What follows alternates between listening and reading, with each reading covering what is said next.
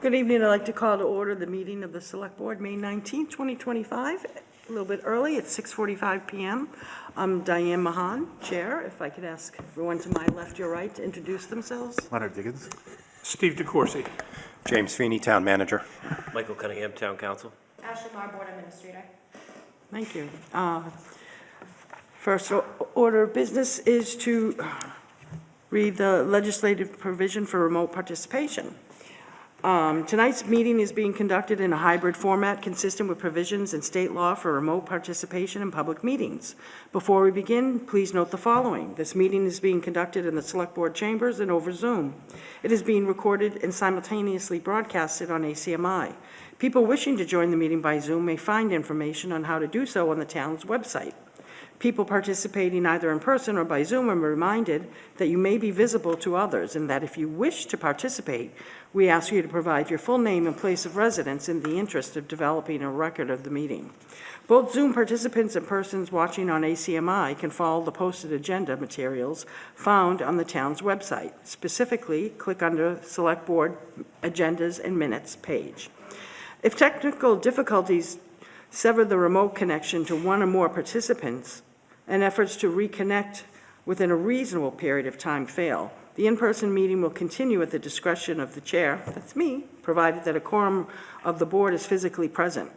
Zoom participants are encouraged to retain the phone number provided in their confirmation email for a backup audio connection to the meeting. And as Mr. DeCourcy would say, let's see how much of the town's business we can get done tonight. First, we have a proclamation for National Public Works Week, which I do want to thank Mr. Rademacher, our Department of Public Works Director, and our Town Manager, Mr. Feeney, for providing the materials and wordings for the proclamation that is certainly sincere in all the words it contains, but we certainly couldn't say all the words that we'd like to say to the women and men that work at the Department of Public Works under Mr. Rademacher and others that provide such great service, especially considering the current times with climate control, zero waste, and the aging infrastructure of our not only equipment, but pipes and all the stuff that happens underneath the ground that so effortlessly gets fixed, usually on a extremely most windy day, blustery day, as Winnie the Pooh would say. I was reading that earlier. And we also have there will be an open house this Thursday, the 22nd, down at the new Department of Public Works on Grove Street, and that will be from 5 to 6:30? Correct. Mr. Feeney. And we do have a proclamation, which I do want to read the whole thing, and it's not too voluminous in words, but it's from every member of the board. Thank you, Mr. Helmuth, for Good evening, Madam saying we Chair. could continue on. If you could just say who you are. Eric Helmuth, Select Board. Thank I should you. say the late Eric Helmuth. So the proclamation. Tardy, that's a better word. I know. DeVito and Keefe are running outside as we speak. That's our funeral. So proclamation to recognize the week of May 18th through May 24th as National Public Works Week. Whereas public works professionals focus on infrastructure, facilities, and services that are of vital importance to sustainable and resilient communities and to public health, high quality of life, and well-being of the people of the town of Arlington. And whereas these essential services could not be provided without the dedicated efforts of public works professionals who are engineers, managers, and employees at all levels of government who are responsible for rebuilding, improving, and protecting our streets and roads, water and sewer infrastructure, parks and playground, tree canopy, vehicle repair, and who are often on call 24/7, 24 hours, 7 days a week to provide essential services for our residents. And whereas it is in the public interest to the residents, civic leaders, and children in the town of Arlington to gain knowledge of and maintain an ongoing interest and understanding of the importance of public works and public works programs in the town. And whereas the year 2025 marks the 65th Annual National Public Works Week, sponsored by the American Public Works Association, now therefore be it resolved that the town of Arlington designates the week of May 18th through the 24th as National Public Works Week. We urge all residents to pay tribute to our public works staff and to recognize the substantial contributions they make every day to protecting and advancing the quality of life for all in Arlington, and personally signed by all 5 members of the board. So, thank you so much. Mr. Feeney, anything you would like to add? Thank you, Mrs. Mahan. I appreciate you are taking the time to read the proclamation in full and also for extending the invite to the community to join us for the formal ribbon-cutting ceremony for the new DPW facility on Grove Street. Again, this Thursday, May 22nd, starting at 5 p.m. Hope you can join us. Thank you.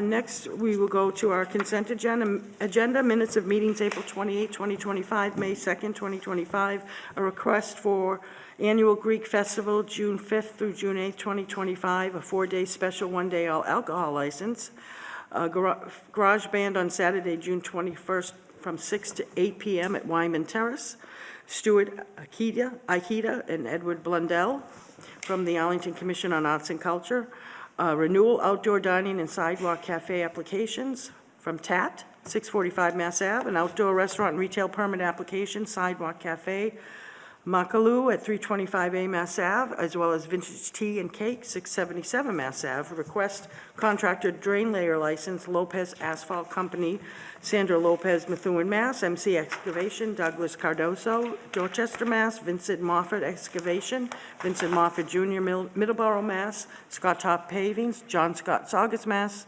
Malden Hot Top, Richard Mercier, that's a cute name.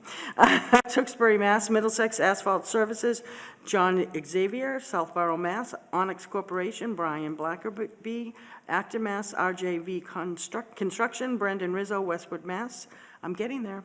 Request special 1-day beer and wine license on May 31st at Robbins Memorial Town Hall for a private event by Laura Bagameri and Christian Herrera, sorry.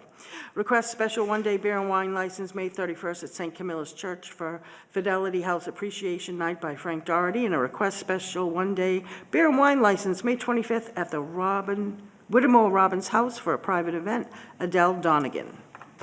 Is there a motion? Move approval? By Mr. DeCoursey, is there a second? Second. By Mr. Helmuth.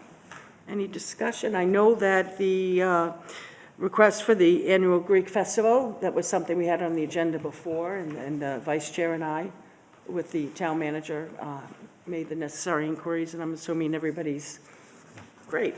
Any further questions or comments? If not, on a motion by Mr. DeCoursey, seconded by Mr. Helmuth, all those in favor say aye. Aye. All those opposed, unanimous vote.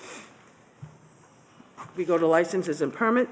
Farmers Market permit, off-premises alcohol permit, Jeff Venuti, Bliss Point LLC. Is he here with us? Awesome.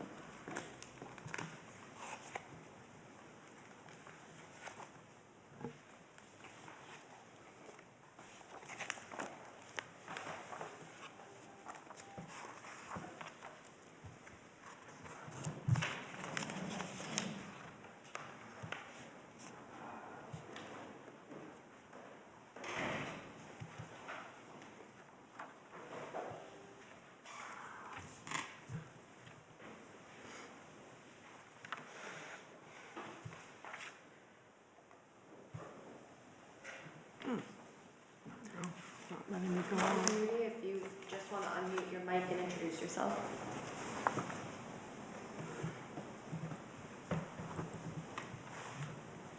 Hey, there you are. I think I'm here, right? You guys can see and hear me? Yes, we can. Good to see you. Okay.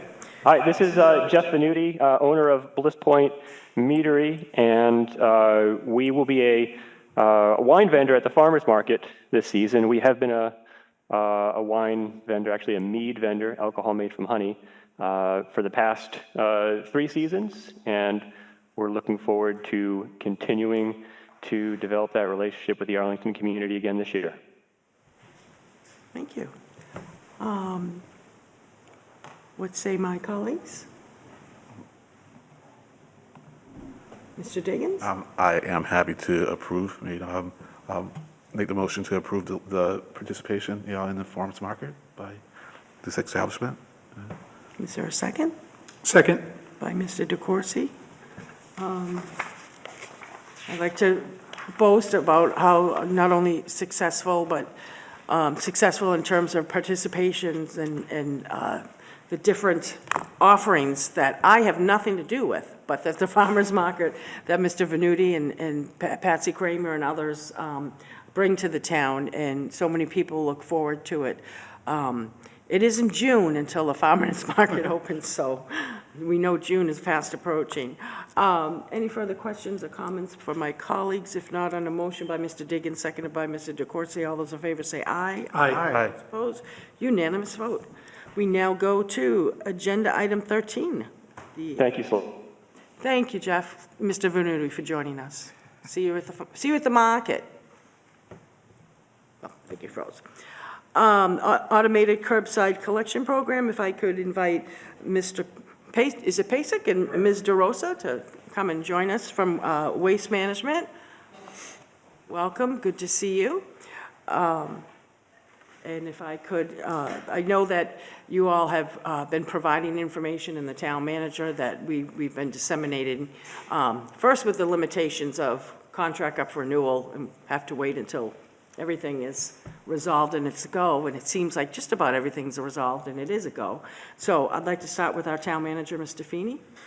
Thank you, Mrs. Mahan. Thank you to the rest of the board as well for indulging yet another fiscal year 26 trash collection update. I know we've discussed this at length. There's just a few quick items I wanted to highlight with respect to our program before turning over to our partners at WM. So one of the things I want to report this evening is with regard to trash collection holiday delays. As of July 1st and moving forward during the term of our new contract, we will begin observing only 6 trash collection holidays annually, as opposed to the 12 holidays we were observing previously. So the 6 holidays that would remain are Memorial Day, Independence Day, Labor Day, Thanksgiving, Christmas, and New Year's Day.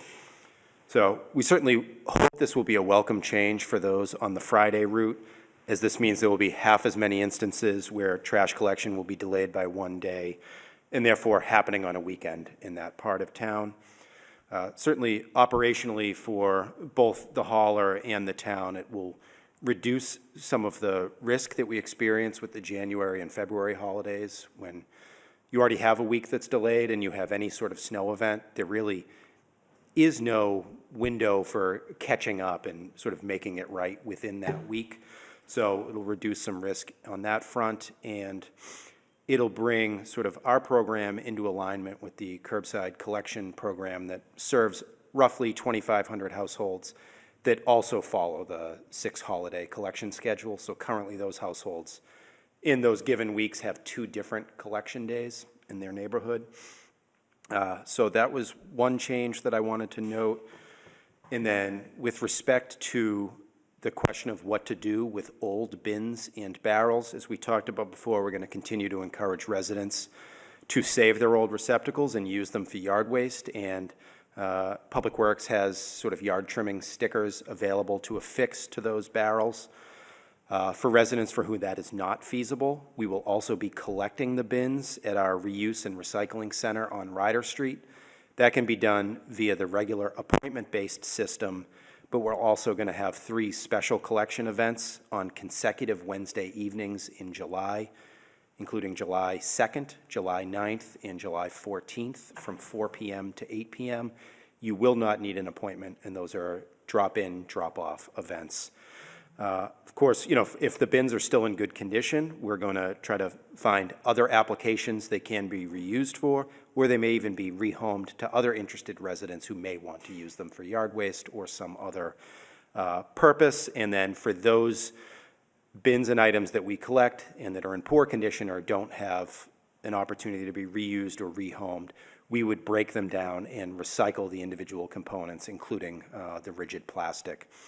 And then finally, for those residents who are not able to avail themselves of either the first or second option, if they wish to dispose of their old collection receptacles, Waste Management will be handling that on behalf of the town through the bulky collection process, likely within the first 1 to 2 months of the contract start, and folks would be able to set an appointment online through what I understand to be a calendar-based system, and there will be no cost for that service delivered to residents at the curbside.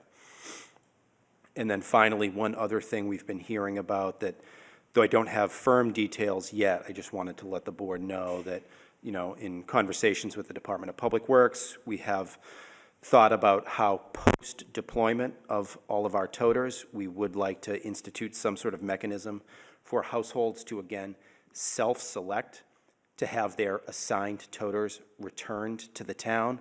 We're thinking in those instances of, you know, perhaps a 2 or 3 family where they think they don't necessarily, that each household doesn't want one of their own bins, that once we deploy them, scan them in and assign that serial number to a particular dwelling unit, we can then manage that through this GIS layer that we've developed should someone wish to offer that bin back to the town for storage, space reasons, whatever it may be, that we'll be able to take that back, know exactly which household it came from, so that we have the mechanism over time to track not only that receptacle, but to ensure that if someone else moved into that household, in the future, we would understand that their request was for a bin that had been sacrificed at some point in time and was not actually coming from a household trying to get a second bin, as all of the additional carts will be deployed through Waste Management, our waste hauler. So I just wanted to note that's something we're giving some thought to in how we might manage that post-deployment of the receptacles, but make sure everyone gets that baseline level of service, but then provide the opportunity if someone wants to self-select to opt down. And so without further ado, I just wanted to give those quick updates, but we'll turn it over to, as the chair noted, Ed Pasek, the area director, and Christine DeRosa, the senior account executive for WM Public Sector Solutions. Thank you very much. So good evening, and first and foremost, we would just like to thank the town for inviting us back into, inviting us here this evening, but also to service the trash and recycling needs of the residents. So as I think many of you are aware, we did offer this service or similar service from 2004 through 2012. And since then, some things have changed. So we're here tonight to discuss what some of those changes are. And we do have a slide presentation over on the screen. And so first and foremost, I think the biggest change that folks will experience is the method by which they're serviced. So that's going to be automated versus manual. So today, there's a manual service process in place. And what everybody will notice is that there will be a cart that should be deployed sometime in June, I believe that's the schedule. And we will be employing an automated truck, which uses an arm that extends from the side of the vehicle and empties the cart sort of like in a robotic fashion. And it enables us to basically cut down on our labor costs, improve safety. There's a few other aspects to it as well that we'll talk about in future slides. But some other enhancements that we also are excited to offer the town: smart truck technology, which is it's really like it's a technological platform which involves GPS technology and also video technology, and it combines those together in such a way that we're able to provide a service confirmation that's tied in by address with video backing, I guess, if you will. And so what's nice about that is that if there's, somebody's confused about, well, did I get missed, or did I put my stuff out late, or whatever, that's the type of thing that we can confirm that going forward. So that would be available on our vehicles once our vehicles are active in the town. One thing that I'd like to point out is that we are currently experiencing long lead times on vehicle procurement. So we have gone ahead and made arrangements with a truck rental company. And so one thing I'd like to assure the board of is that those arrangements are already in place today for all the vehicles that we will be using effective on July 1st. But it will be up to about another 12 months before you might see all green WM vehicles in the town. But one way or another, we will have vehicles here ready to service the community. So in addition to that, we also have online communication and reporting. That's a new feature that we're offering, so that's been well received by residents in other communities. I think the real hallmark of that is that you no longer need to call into a call center to, say, report a missed pickup or schedule a bulk item. Instead, 24/7, you can go online, weekends, nights, et cetera, and you can just report those, whatever your needs are regarding miscollection or bulky item scheduling. And lastly, just want to point out on the communication front, we do have a dedicated Town of Arlington webpage. And that's, so obviously residents can always go to wm.com. You'd receive sort of more of a generic information there. But if you wanted to learn about program specifics for the town, that would be available on the webpage that we're developing specific to the program that's right here in town. So we could switch to the next slide. Thank you. Yeah, so I think the question could be is like, well, why automation? Why this big change? And that's really what I think residents will notice first and foremost that's different. And that's one of the things we started to touch on a little bit before is it's definitely the most cost effective. And largely that's because of labor-related cost reduction, but at the end of the day, it's safer, and that's really what's important to us. And the other thing that we notice is that it's a lot easier to fill the positions when it's an automated position that you're trying to hire for. And that ultimately translates into, I think, better service experience for the town because we have less staffing-related issues when we're running automated routes. Some other benefits that I think people will see is that on trash day, it's kind of a nice uniform look. You know, you don't have a motley collection of bags and barrels at the curb. It's just sort of a nice aesthetic. And then lastly, I'd point out that, you know, you just have less windblown litter, vector animal problems, things like that. So there are some other practical implications and benefits that residents would experience. But, you know, I think it's definitely the direction that the industry is going. It's not just waste management, but I'd say industry-wide. And you see that in surrounding communities. And so some examples where automation is successful and some other densely populated and towns that have a lot of urban characteristics would be Medford, Salem, Lowell, Fitchburg, Newton, Lynn, Belmont. So some of your neighboring communities, you see that these are towns that Waste Management has actually provided the rollout and the implementation. You'll see other, you know, even our competition, though, is doing the same thing. When we point to these particular communities, because we notice that there's similarities between these and Arlington in certain ways, and one of them, I think, is kind of addresses maybe a concern that perhaps residents have is, what do you do on a street with, you know, that has all, you know, on-street parking, densely populated neighborhoods, those types of things. And the reality is that in some cases, automated collection just is not going to be the right fit for that neighborhood or for that street. We're prepared to deal with that because we have semi-automated collection is what we call it. So that is a solution that we offer where it's a somewhat manual solution. Driver will get out, be able to hook up the cart to a mechanized tipper. So it's still easier than physically loading the truck by hand, but it's a solution for those more densely populated areas. And I think all of these municipalities that we have listed on the screen are examples where it's primarily automation, but we do have some manual offerings. And just to kind of put a finer point on that, here in Arlington, we would have 2 out of the 6 regular route trucks would be what we'd call semi-automated. So that's to kind of address some of those concerns. If we go to the next slide. And so some of the other challenges that we would just kind of point to that are common when it comes to automation are just one-ways and back-downs. That would be another example of something we just need to overcome, and it's something that we're prepared to deal with. So right now, we've currently been working with the DPW. We've gotten the route maps for the current routes. They point out what the one-way and back-down streets are in the town. We've been working, our operations team is currently working on that right now to compile those into lists where we can direct our manual trucks towards those streets. We know that those would be the streets that we would want to kind of aggregate onto those manual collection routes. So that's kind of, we're currently in the process of doing that. Obviously, trash would be limited to and recycling would be limited to the containers that will be deployed at the residence locations. And so so the question comes up, what do you do when you have an item that's too large to fit in the cart? You would contact us, preferably via website, but we do have our call centers available too for those without internet access. And that would be something that you could, at that moment, you could schedule and pay for your bulk item.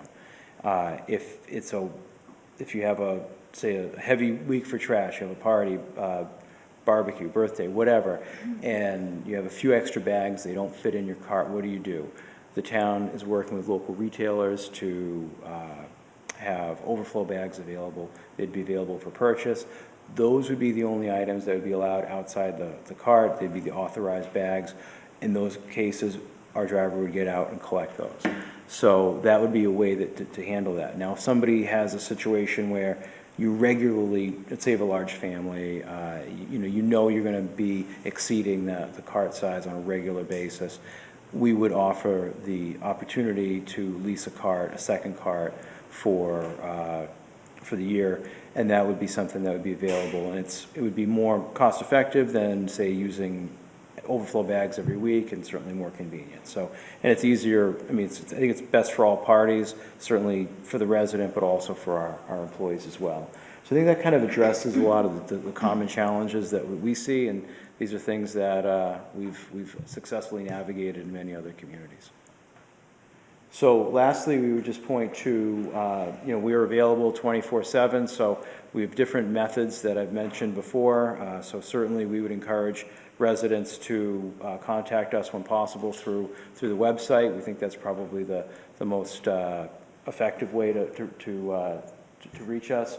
But in addition to that, we also have a call center that's open during regular business hours, 7:30 a.m. to 5 p.m. Monday through Friday. And there are some, like if you want to lease a cart, for example, you'd have to give us a call to set that up. But in addition to that, we just want to point out that when somebody does call us, we do have what we call a scope of service that's specific to Arlington. So our call agent who's answering that phone, even though we certainly have many customers, there's going to be a resource that everybody would have available to them that specifically spells out everything that's unique to the Arlington program. So our agents should be familiar with the needs that the residents are calling about. And so with that said, kind of just wanted to lay it out there in a kind of a general way, but certainly open things up to questions that you may have. Thank you. Questions, comments from my colleagues? Mr. Helmuth? Thank you, Madam Chair. Great to have you back. Welcome, and we look forward to working with you. One of the things that we've had trouble with in recent years, and kind of regardless of vendor actually, is yard waste collection. During the busy season, it gets backed up and, there are delays. Can you explain and kind of give us a sense of what your strategies would be for when that happens, or what your commitments would be under this contract? Sure, yeah. So, the way we've structured the yard waste schedule, working with the town manager, is to increase the amount of collections towards the busier season, so specifically in the fall. So we're going from a kind of an every other week schedule to a weekly schedule.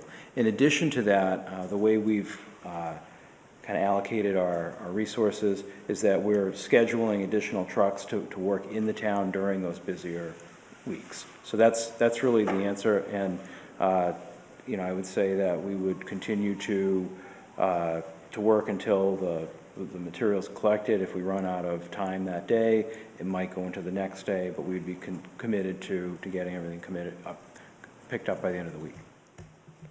Thank you. And the Reddit trucks that you'll be starting with, will those have the automation and the partial automation on them? Yes. Yeah. Great. My last question, I think, is possibly for the town manager, because he's most intimately managing the car inventory, but can you give us an update on where we're at with the voluntary downsizing, what the requests have been, what the inventory remains, what availability is for people? Sure. So thank you for the question, Mr. Helmuth. I don't have the specific number available, but the last I checked, about middle of the afternoon, we had about requests from 600 households to downsize. It was roughly a 200-400 split for hardship versus non-hardship. Mm-hmm. So we do expect to be able to meet all of those requests as received. Great. And we still have some capacity beyond that? Correct. And maybe just for the benefit of anyone who's watching, can you remind the public how to make that request? So we do have it's through SurveyMonkey, but a form available on the town's website, and it is sort of on the first landing page for the FAQ with all of the program details. Great. Oh, and one more thing, I believe my understanding is right, this is correct, but because these carts are leased, that means if something breaks, if they're damaged in some way, they'll be replaced, and is there any cost for that? So the carts that are being provided during the initial deployment are actually the property of the town of Arlington. So they have been purchased, and part of our contract with WM will provide for service of all those carts as deployed. So you will be able to schedule a cart repair. I think there'll be a specific day of the week, perhaps Tuesday, I think that's going to happen, where the hauler would actually come out to your residence and replace the lid, replace the axle, put a new wheel on, whatever the issue may be with your particular cart. Great. Thank you. Thank you, Madam Chair. Thank you, Mr. Helmuth. Mr. DeCoursey. Thank you, Madam Chair, and thank you for the presentation this evening. I think we're all looking forward to a new contract and a new level of service here in the town, a reliable level of service. So I wanted to talk a little bit about, or ask you about the contact, the ability to contact Waste Management. Maybe this is a question for Mr. Feeney as well. Previously, there was something on our town website that there was a call number for our current provider, and there was a lot of holes in that and challenges in terms of once a resident contacted the company, there was a question whether they were an industrial client or whether it was a town. So is this going to be a link through the town's website that we can just link directly to Waste Management? Or I don't know what you've done in other communities so that to make that process easier, because most people, when they don't get the delivery, will start with the town's DPW department and then go from there. Yeah, so when it comes to contacting us, we can certainly provide our contact information for the town's website. And in fact, we think that's an excellent idea. And part of that contact information certainly would be our phone number, but it would also be a link to the Arlington-specific website that I had referenced earlier. And from there, residents would be able to, like I said before, schedule a bulk item or report a missed pickup. So that's really what we experience as like the largest reasons why people would call us. And so I think right off the bat, we would encourage people to use that method, because that's really going to be the majority of contacts and reasons why people would call us. If somebody does prefer to use the phone, they can do that as well. I mean, as I'm sure you're aware, we do have industrial and commercial accounts as well. We've endeavored to make that initial point of contact when you call us as clear as possible. So I think what would happen is the residents would be asked to provide their address. Hopefully the system would recognize that address is an Arlington address, and it would be considered a residential location. So one thing that is happening also in the background on our end is that we're using public source information to set up individual accounts for every resident. So that would facilitate the system recognizing that address as an Arlington resident. So, I mean, we feel that process has been pretty good. It's not perfect, but we think that it's certainly the best we've seen yet. So, and I think as we move forward with different kind of voice recognition technology and some of these different address recognition technologies, things get better and better. So hopefully that answers your question. Yeah, no, it does, thank you. And just a question on the bulky items. What has been your lead time in other communities? And I imagine you'd use something similar here. For if your pickup day was a Thursday, when would you have to contact Waste Management? So what will happen here is that there's going to be a designated day per week. Monday. It's Monday, okay, thank you. So Mondays will be Arlington's bulk pickup day. So we're going to take all the bulk pickups from every route day throughout the town and consolidate that and route it onto one particular truck. So we would need to have that Friday, but by noon, I yeah. think the cutoff is going All to right, be. so it's fairly tight, it's not a full week. Yeah, no, Oh, it's not no, a full no, week. yeah. Okay, all right, great. And then last question I have just concerns excess items, because my understanding is if people are throwing out more than one toter, they will buy a bag and then you'll keep track of additional bags. How do you do that and how does that get billed? Because I understand the cost of the bag is going to reimburse the town for what you're charging us, but how do you keep track of that? So the way that works is we don't have a practical way of doing that at the curb. So what we would do is work with the town and the town's bag supplier, and we would just receive a report of how many bags were sold in the town, and then we would bill off of that. Okay, thank you. Mr. Dickens? Thanks, Madam Chair. I have some questions, and really short answers are fine, okay? So I mean, with respect to the customer service, I mean, calling in or using the website for complaints, I mean, what's generally your response time, I mean, for the web and for phone? So do you mean, like? So like if I use the app, I mean, to file a complaint, like, do you get back to people within? So if you were to go online, you would receive pretty much almost an instant response that acknowledges that your request went through. Yeah. And then usually within 24 to 48 hours, we're having some kind of like resolution. So if it was like a missed pickup, you should be collected by the end of the following day that you report it. And then if it was a bulk item that you're scheduling, then obviously it would just be that Monday, the closest Monday. All right, great, thank you. Is the pattern to pick up going to be the same? I mean, so like people who are having their trash picked up on Mondays, it'll be the same for them, or is that going to change? For now, that's all, we haven't discussed any changes to the schedule. Route collection days are intended to remain the same. Okay, great. I missed the second thing that you said, so I may repeat something that you answered. Okay, thank you. I've heard that with the smaller containers, the 35-gallon, that sometimes the bag can get lodged at the bottom. Do you have any suggestions for people? About how to prevent that from happening, or do you have any processes in place that can check for that? So it's hard for us to check that because the whole idea with the automated system is that our driver's staying inside the vehicle.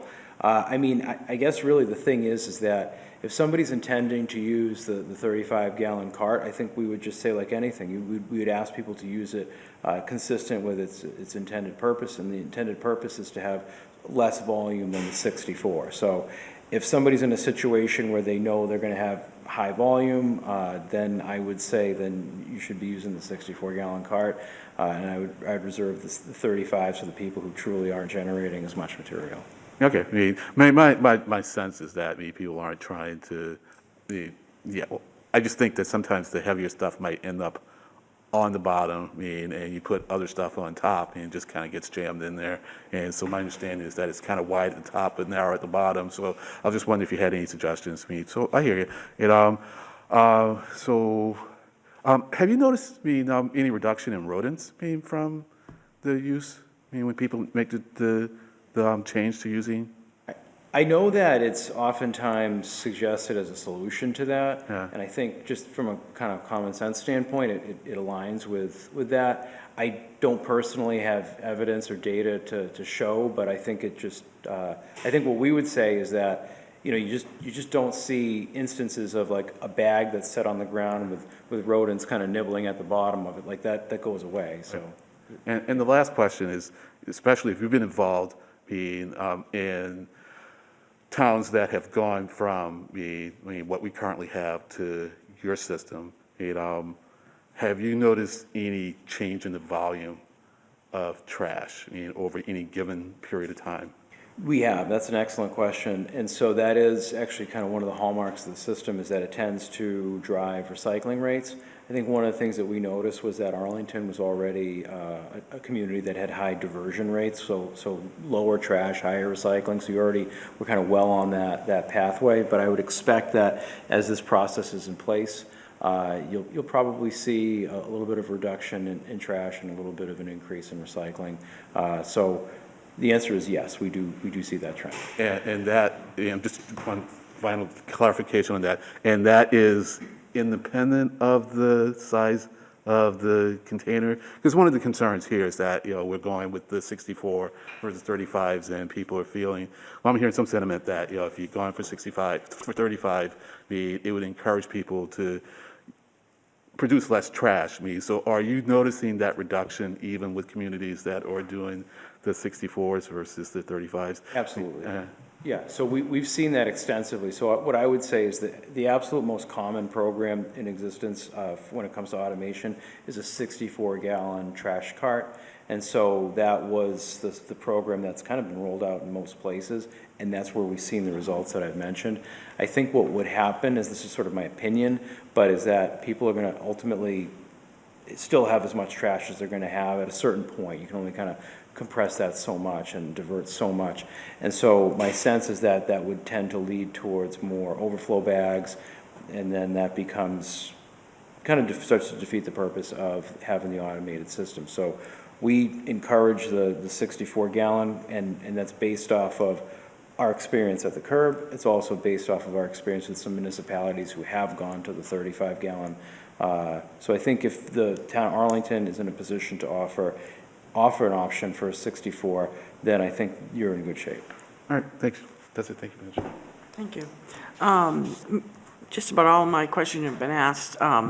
One of them is sort of a trial by snow and ice. That's, Arlington poses flatlands, hills, and I just imagine that's just going to be sort of working in concert with Public Works. What do you do in the other communities? Do you have all and out snow days where there's no trash collection at all, or does that have to be like a super major blizzard event? Do you have delays? So we do both. I would say this is that as time has gone on, we've become a little bit more prone to cancel the entire service. And the reason why is that we found, first of all, for the safety of our employees and the safety of the community, but there's also a level of just reliably servicing everybody on the route. So what ends up happening is that if you have a snowy day, it's tough to get down the street, it's tougher for the plows to operate. Some people may assume that it's delayed, and so you end up in a scenario where it's challenging to actually perform the service, and you don't end up really performing it in as complete of a way. We just find that it's just smoother and better for everybody just to stay off the streets, let Public Works clear the streets, and then just come back the next day and operate as normal. That's been our experience lately. So I would say that in those events, we will communicate with the town and give the town as much advance notice as possible, so that way the word can be given to residents. We like to do that by the end of the preceding day. So if we know that there's a storm that's forecast for the next day or that night, we'd like to be telling you by the end of that day, prior day. Okay, great. And I know you've been getting the route maps from the town as well as, I remember the first time I got in a snow fighter, I was so excited, except for when we started going backwards up one ways and cars on both sides. And I remember I was sitting with Herbie, and he's like, how much room I got on the right? And I'm like, less than an inch. He's like, great. So it's not a fun ride. So I know you're aware of that. And I also, I think what I understand is not only for trash, but for recycling, where Arlington does do very well. I know my recycling, and I break down the boxes and everything, I do a 65-gallon and 2 of those blue toters, just for my floor alone. But from speaking with the town manager, similar to trash, if, once everything gets going and you find you're consistently, because there are no bags to buy for recycling, that's just for trash, we can contact Waste Management, and it's my understanding we can opt for a middle, a 45-gallon or a large 65-gallon for recycling. If someone needs an extra recycling bin, is it a 35, 45, or 65? We would provide the 65. Okay. Okay, I think that's it. Any further questions from my colleagues? If not, no, but this isn't a public hearing. If anyone has anything that we missed, please contact the Select Board office, contact me, email me. We'll make sure we pass it along. Just because we have a full agenda and have to get down to town meeting, and we still have a tree hearing, a tax transportation advisory, and Thorndike Place. So thank you, nice to meet you both. Thanks for coming. With that, agenda item 14, proposed removal of trees on for the Pleasant Street Water Main Project. Mr. Feeney? And if anybody wants to catch anyone from Waste Management when they jump out. Okay, sorry.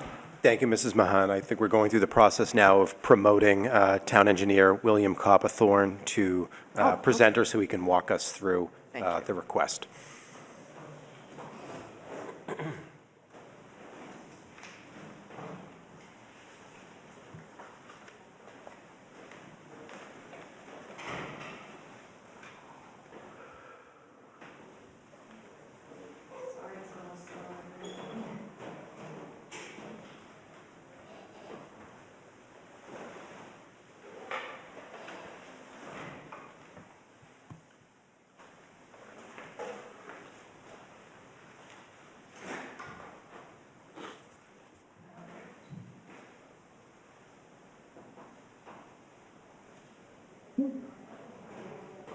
Hello, all. Hello.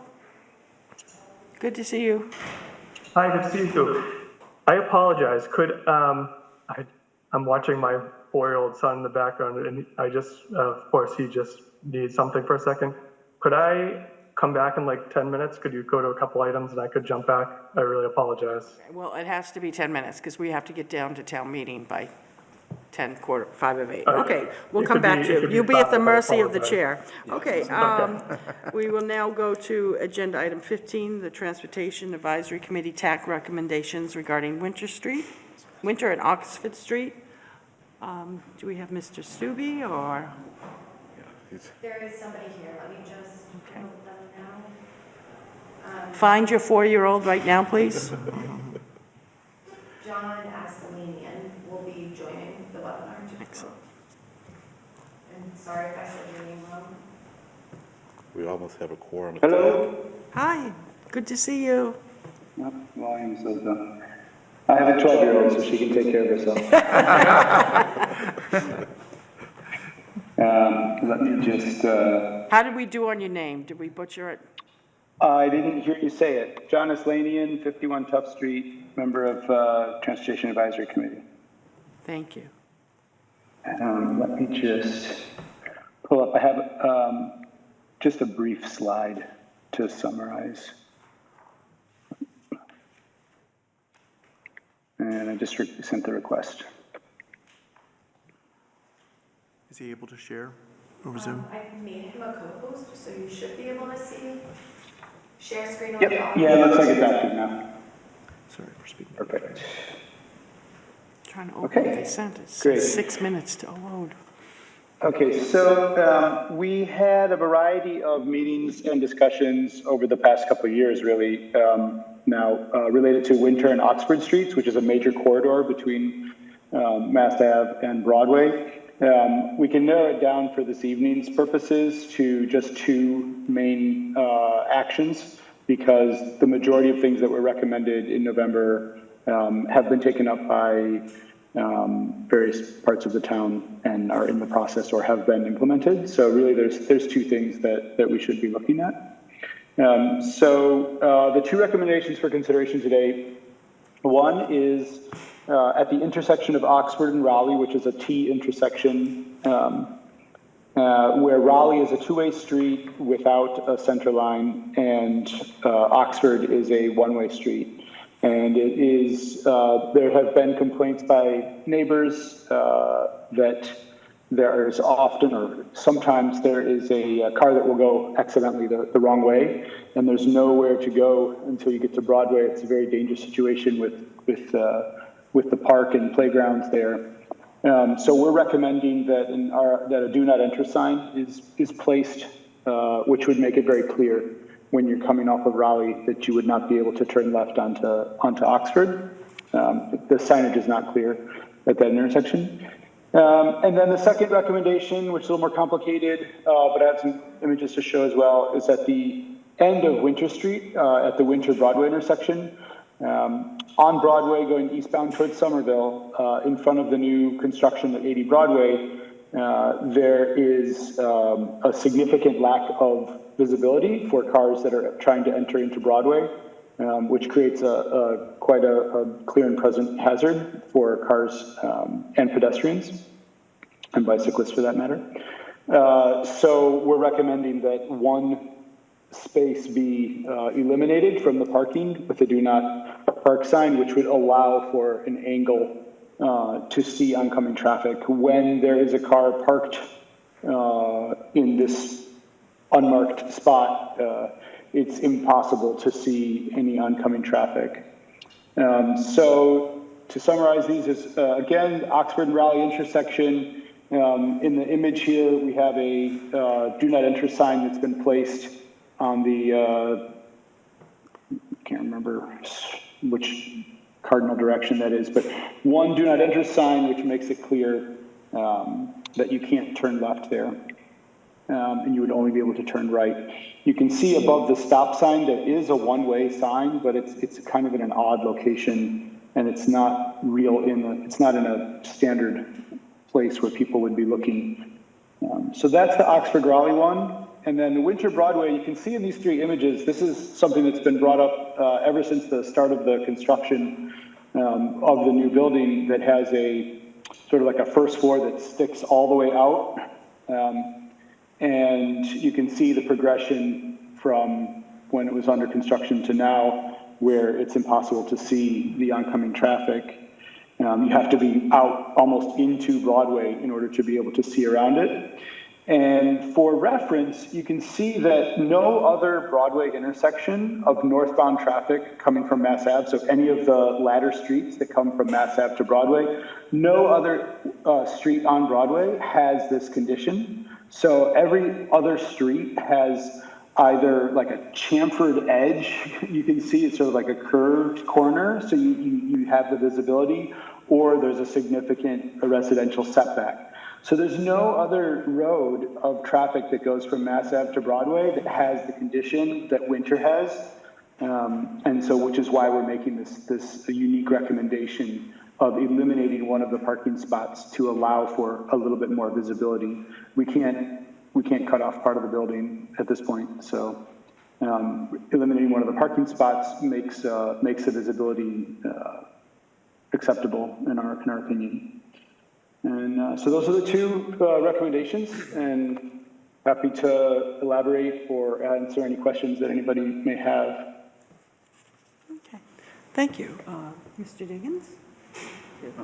Thank you, Madam Chair. We have to be a little careful. We almost have a quorum attack here, but we're good. You know, I will be happy to recommend or make a motion that we accept tax recommendations. You know, my only concern, with respect to eliminating the parking space, is the enforcement of that. When the idea first came up, I suggested putting a bike rack there. A blue bike rack there, but my understanding is that blue bike is moving away from having racks on the street and off the street, because it's one thing to say no parking, it's another thing to actually have no parking. And since this is important, for safety purposes, it'll be good to see how good compliance is, and if compliance isn't good, see what we can do to increase that compliance. And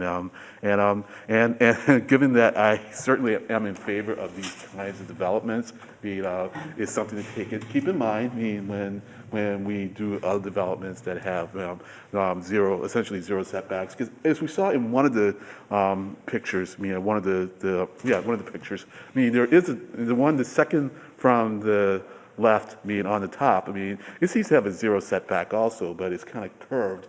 So Right. it's allow for the visibility. So that's something that we might want to take into account. And by we, I mean the ARB when we do developments like this. So that's it. Thank you. Yeah, and I think that one is at the corner of Thompson and Broadway. I think it's a great example. It just a simple kind of angled corner there does provide just a little bit more visibility that does make a difference. And I will say that in regard to the parking space, this spot is a great opportunity for potentially a change in location of a bus stop in the future once larger changes occur on the Broadway corridor. I think in front of 80 Broadway is a great opportunity to think about maybe just making it into a bus stop, which would effectively make the parking elimination. But at this time, we would recommend that there would be no parking until such change could potentially occur in the future. Thank you. Mr. Helmut?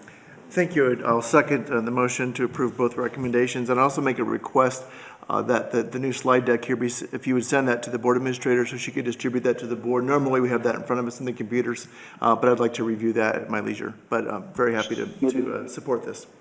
Mr. DeCourcy? Thank you, Madam Chair. I'm happy to support this as well. Just one comment, and you had observed, or TAC had observed, Winter Street and Mass Ave, and I consider that one of the biggest issues of the 4 or 5 that you looked at, because you have a lot of traffic coming from Lake Street that takes a quick left and then the right onto Winter. And just as you said in the narrative, there's people picking up food at Town Tavern or another of the restaurants along the edge there. And I just wonder if there's a way to come back with more of a short-term recommendation on that, because I'm not sure, future comprehensive efforts could be further down the road, but I've seen a lot of near misses there in the past few months, and it concerns me with the vehicular traffic taking the turn there, as well as the pedestrians there.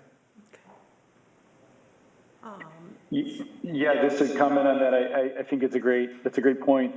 We didn't, for this particular meeting, and we didn't have like a very specific thing that we could take action on, but I think that intersection is part of a larger effort through the planning office as well, to look at some of the major intersections in town and how they could be made safer for all vulnerable users in particular. Thank you. Thank you. So on a motion by Mr. Diggins, seconded by Mr. Helmuth, to install a do not enter sign on the southeast corner of Oxford and Raleigh, as well as to install a no parking sign on the south side of Broadway, in front of 80 Broadway. Any further questions or comments? If not, all those in favor say aye. Aye. All those opposed, unanimous vote. We'll go to agenda item 16, Thorndike Place, the Mass DEP appeal. Mr. DeCourcy? Thank you, Madam Chair. So in the packet tonight is a request that the applicant, and it's the Mugar parties along with Oak Tree Development and Dinosaur Development, it is a request for a superseding order of conditions, which is the next step that an applicant would take if they were denied or didn't receive any action from a conservation commission. And so what you see here is a 33-page letter. And I will say the Attorney Kiefer, is being a zealous advocate for her clients. But there's a number of things in there because of the procedural nature of this. The Conservation Commission was deadlocked 2-2 on the proceeding before them. That really should have resulted in a denial, in my view, 2-2. Just like if we have a request here for a liquor license and it's 2-2, we don't stop. We call it a denial. And so what I'm concerned about at this next level is what's going to happen is there will be an administrative review by DEP perhaps a superseding order of conditions will be issued, and then there are a series of parties that have standing to challenge that decision before DEP, parties being abutters, residents of the town, at least one of whom has participated already at the local level. Conservation Commission is a party, but they're deadlocked, so I don't see that they will do this. But right now, what you have is a 33-page letter that basically states that the Conservation Commission didn't do their job, and therefore we should receive a superseding order of conditions. And I think it's critical for the Conservation Commission, whether it's through their environmental agent, Mr. Morgan, or whether it's individual members who basically lay out the reasoning of the two members who voted against this, because there was a discussion, and where things got tied up or held up, a disagreement had to do with stormwater runoff and stormwater discharge. And the Arlington Land Trust had hired two experts who challenged a number of the assumptions that the applicant's experts had put forward. Two members of the Conservation Commission found that persuasive. Two members found that the peer reviewer that the town had hired, that their information was persuasive. They were deadlocked. And right now, that the individual at the DEP, all she has in front of her is the letter from Attorney Kiefer. And so I don't think, and I'll leave it to you, Madam Chair, I don't think we necessarily need a vote, but I'd like assurances that, or maybe not assurances, but maybe ask Mr. Feeney if he can reach out to Mr. Morgan to see if anything is going to come from either him or from the Conservation Commission laying out on the merits what the concerns were. And the other thing I will point out is, as part of this process, DEP conducts a site tour of the property. That's going to take place on May 28th at 10 a.m. I know the abutters are going to be there. I know the Land Trust and their experts are going to be there. Any resident of the town who's concerned about this, who potentially could be involved later on, could go. They might not get on the property, but they could go at 10 a.m. on May 28th, and I think we should let people know about that as well. So I know we're short on time. I just wanted to make that point in terms of my concern about where the record is. And just a comment, maybe for all committees, just when you're in a situation where you have a strained situation on a vote where there's no clear majority, I think we all need to know what that means. It doesn't necessarily mean you put your pencil down and nothing happens. Because if this was an appeal that dealt strictly with the town's bylaw, the Conservation Commission would have lost significant rights in terms of their enforcement. Because we're dealing with the Wetlands Protection Act, it doesn't matter so much in terms of what DEP will look at, but I think it's important going forward that we all know, and there might be a disagreement among members of that commission as to what the deadlock meant, but in my view, when you end up with a one-sided letter that doesn't have anything from the Conservation Commission, I think it really should have been a denial. So that is my update. And I'm happy to answer any questions or anything further, but I do think it's important to get some more information into DEP. I don't think it necessarily, it should come from this board, but I think it should come from the commission and the individual concerns. And there may be at least one member who is going to submit a letter on his or her own anyway, but I think we should monitor that. Attorney Cunningham. Thank you, Madam Chair. I just wanted to say an excellent summary by Mr. DeCoursey. And as Mr. DeCoursey mentioned, there's limited ability. I know this is an area of great interest for the board. However, the statute does not provide legal recourse most instances for particular parties. They're defined as interveners under the statute. So the board's options at this point, from a legal point in terms of standing, is limited, as Mr. DeCoursey outlined. I think what I'm inclined to do is ask Mr. DeCoursey to continue liaisoning with the town manager and others, that will put this on June 9th for an update. By then, the site visit will have occurred.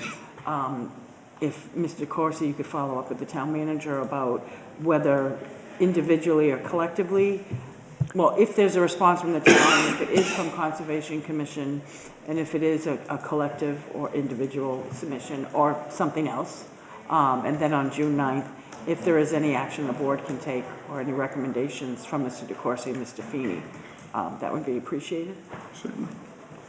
Okay, and next correspondence received from Augusta Haydock, pedestrian and traffic concerns on Medford Street, Mystic Valley Parkway, Rotary to Warren Street, as well as, and 15 Parallel Street, a request for outdoor dining located at 1348 Mass Ave. Do I have a motion to receive by? So moved. Mr. Helmut, seconded by Mr. Diggins. Any questions on any of the, if not all those? Oh, Mr. Diggins? Well, I'll suggest that the first one regarding Medford Street be sent to TAC, and the second one, I'm not sure what to do with it, but I would like to do something with it, maybe, we have a discussion. Well, I guess maybe we can talk about whether we have it at another meeting or something. Okay. But I just, I'll stop, and point you over to Mr. Helmuth, who's like motioning, and he wants to say something. Just on the referral to TAC, I think we kind of established a procedure where these would first go to the town manager, and then the town manager would consult with his team and decide which one to make the TAC with that. So that'd be the intent of my motion. Yeah. But with the town manager hearing that suggestion and to take that into advisement, but I think that routing that we're doing is working really well. Yeah, that's, as long as that's the default meeting, so I had forgotten about that particular detail, but absolutely right, thank you, And I'll definitely follow up with the chair. I do know we keep, each establishment has a folder, as does this one, and we've gotten this communication, but I'd like to speak to you about that, about if there's anything else beyond that we should be doing. So, on a motion by Mr. Helmut, seconded by Mr. Diggins, all those in favor say aye. Aye. All those opposed, unanimous vote. We will now go back. Hopefully his 4-year-old is all set. I have a permanent 4-year-old, which you would never know about. We'll go back to agenda item 14, Mr. Copperthorne. And, Madam Chair. Thank you for your One second, understanding, Mr. everyone. Copperthorne, I'm sorry. Very sorry. In about 5 minutes, I do need to go down for some responsibilities at town meeting. So if I leave, it's nothing personal, certainly nothing on the merits of this proposal. But you'll still have a quorum. Okay. Go ahead, Mr. Copperthorne, you have minutes, go. All right, thank you. I'll try to keep it concise. The town is currently completing a water main replacement project on Pleasant Street. As I know the board is likely aware of, Pleasant Street has many difficulties for completing any project, let alone a big excavation project. The existing water main that we're replacing runs from roughly Route 2 to Irving Street, as it just come up on the screen. The north side of the plan is it's actually the southbound lanes, and the west side of the street is where the existing water main is, and thanks to the presence of an MWRA water main and just about every utility that serves the town, there is limited locations for the new water main to go. And the existing water main actually runs under the curb line of the southbound side towards Belmont, or heading towards Belmont of the street.